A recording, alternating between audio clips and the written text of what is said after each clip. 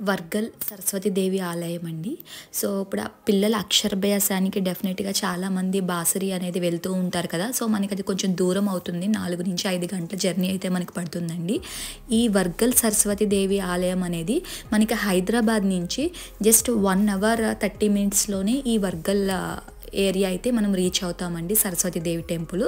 ఇక్కడ కూడా చాలామంది పిల్లలకి అక్షరాభ్యాసం అనేది ఫేమస్ అండి ఈ టెంపుల్ కూడాని. ఎవరైతే బాసర అంత దూరం వెళ్ళలేను అనుకున్న వాళ్ళు ఈ టెంపుల్ని కూడా హైదరాబాద్కి దగ్గరలోనే ఉంటుంది కాబట్టి ఈ టెంపుల్లో కూడా అక్షరాభ్యాసం అనేది పిల్లలకు చేయిస్తూ ఉంటారండి. సో మనం చాలా తక్కువ టైంలోనే హైదరాబాద్ నుంచి అయితే ఈ టెంపుల్కి అయితే మనం రీచ్ అవుతాము. సో ఎంట్రన్స్ అయితే ఈ విధంగా ఉంటుందండి. Good entrance. సో మనకి ఇది కొంచెం పైకి ఉంటుందండి. కొండ పైకే ఉంటుంది. మెట్లు ఎక్కి మనము లోపలికి వెళ్తూ ఉంటాము. సో ఏ టైంలో అయినా కూడా అక్షరాభ్యాసం టైంలో అయితే కొంచెం రష్ ఎక్కువ ఉంటుందండి. నార్మల్ డేస్లో అయితే కనుక మనకి కొంచెం రష్ అనేది తక్కువే ఉంటుంది.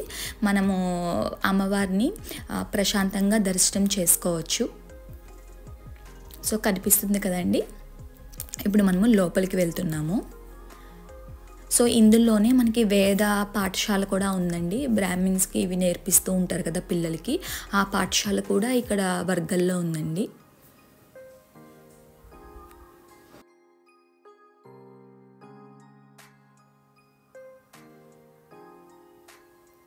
చూస్తున్నారు కదా, ఇక్కడ ఆల్రెడీ అక్షరాభ్యాసం చేయిస్తున్నారండి పిల్లలందరికీ. సో ఇక్కడ రోజు కూడా అక్షరాభ్యాసాలు జరుగుతూ ఉంటాయి. మనకి ఏవైతే వసంత పంచమి ఇలాంటి మెయిన్ డేస్లో ఉంటాయో ఆ టైంలో కొంచెం అయితే రష్ ఎక్కువ ఉంటుందండి. ఎందుకంటే ఆ రోజు అందరూ చేయించుకుంటారు కదా అక్షరాభ్యాసం అనేది పిల్లలకి. అండ్ చుట్టూ ఏరియా కూడా చాలా బాగుంటుందండి. చాలా ప్రశాంతంగా ఉంటుంది ఏరియా అనేది కూడా చుట్టూ అది చూడడానికి.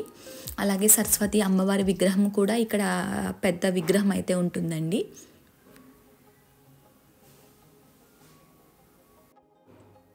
మీరు గనక మా ఛానల్ని ఫస్ట్ టైం చూస్తున్నట్లయితే సబ్స్క్రైబ్ చేయడం మర్చిపోవద్దు.